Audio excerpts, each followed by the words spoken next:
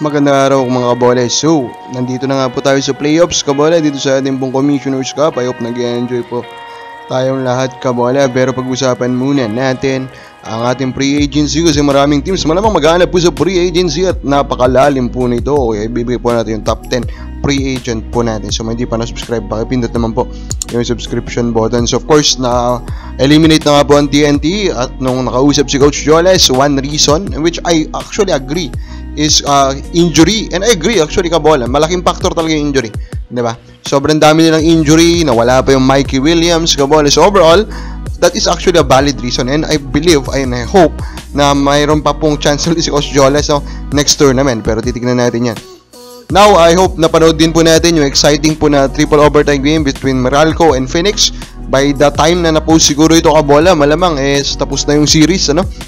Pero overall, I hope na-appreciate nyo po yung dalawang team during that game kabola. For me talaga nag-stand out sa akin, of course, Jonathan Williams, import po ng Phoenix. He is legit. Yes, he missed that free throw, pero that is his weakness.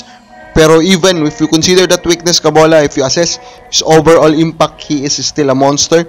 And of course, the other one, Tyler Teo kabola. I think Tyler Teo can be a superstar in this league kabola. Wala po siyang takot. He took those shots and he hit a lot of them during that crunch time kabola.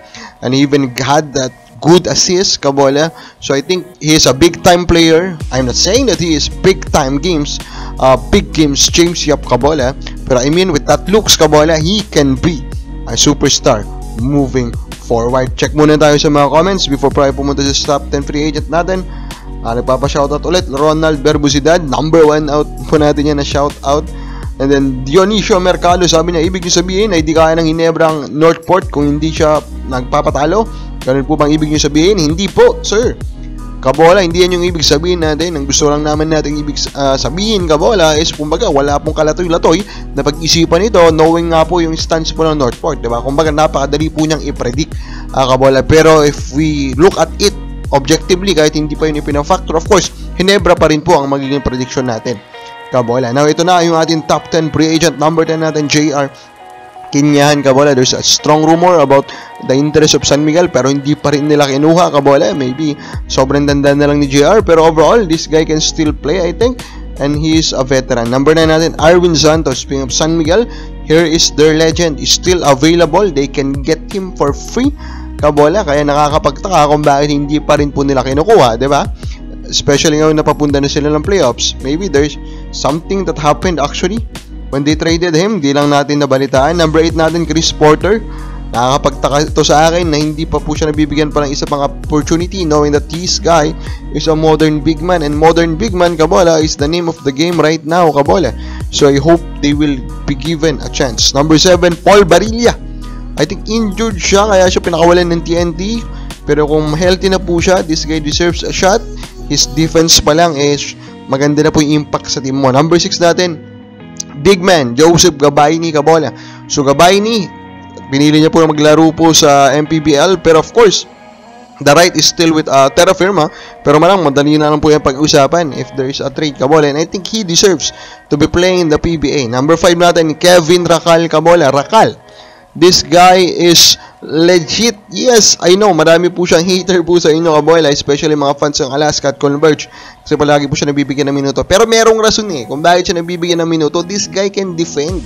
You can ask currently the number 1 po na scorer. Nung tinanong siya kung sino yung nagpapahirap sa kanyang score, ang sinagot niya, Kevin Racal. Defense is his number 1 selling point kabola. Number 4 natin, Roy Sumang.